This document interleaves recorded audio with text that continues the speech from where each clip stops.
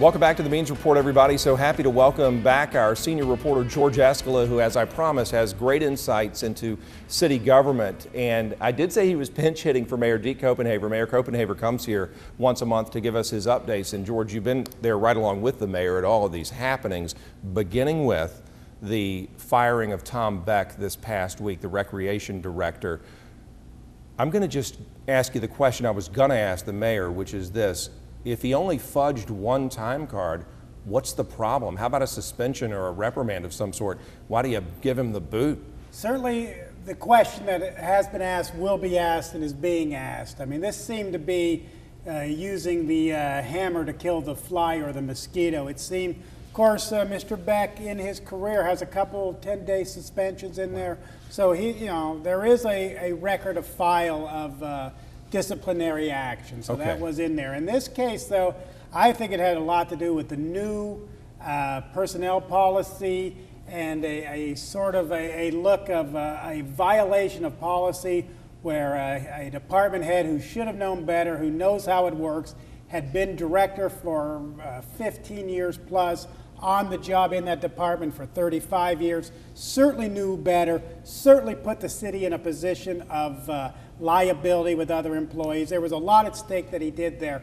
Certainly, though, you would think just, well, maybe a suspension, maybe a fine, knock him down a pay grade, but the 8-to-1 vote was fairly overwhelming that the vast majority wanted him gone. Well, let me ask you the same question I asked you in the newsroom for the parents out there who are watching. Will this have any impact on day-to-day operations at the rec department, baseball games, soccer games? Should not, but I think over more months or weeks and days, weeks and months, I think maybe.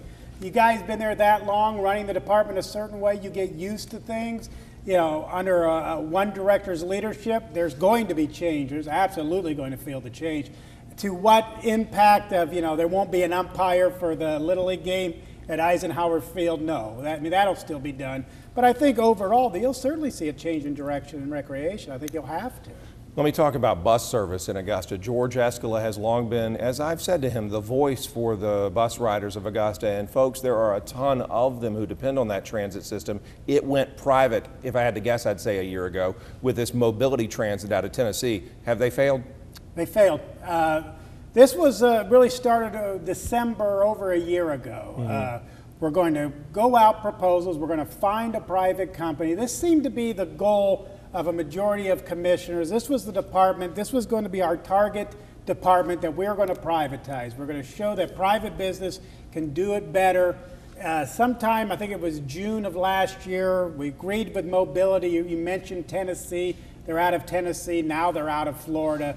So some feel now today that Commission may have rushed into this privatization without doing enough homework. At the next Public Service Committee meeting, which will be a week from Monday, the motion will go, the discussion will be 90 days notice for mobility and request for proposals to find another company.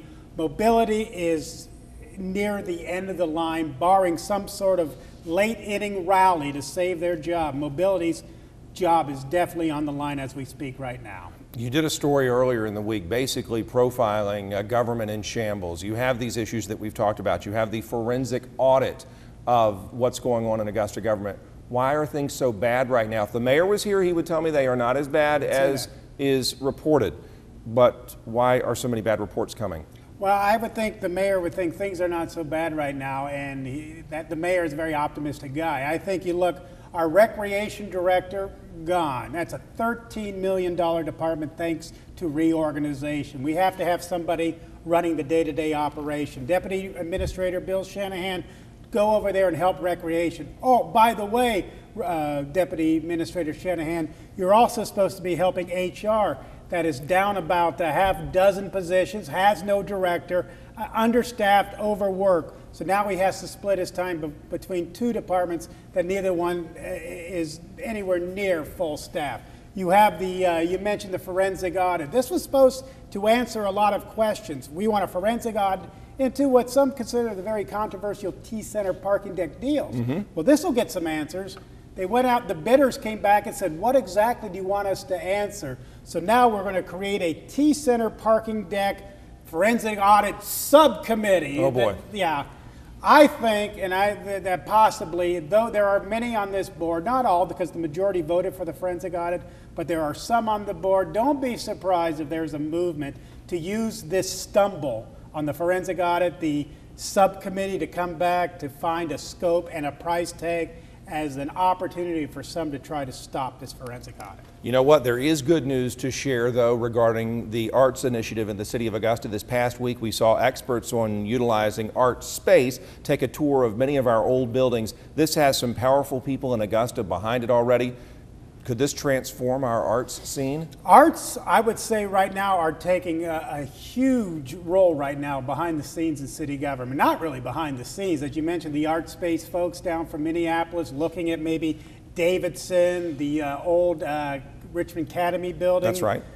Looking at some of that whole area, sort of to turn Augusta into sort of a arty culture, giving artists not only a place to live, but a place to do their studio work. You know, the arts are a quality of life issue. Also dovetailing with that, a performing arts center, possibly on the property of the old Golf and Gardens that GHSU is acquiring.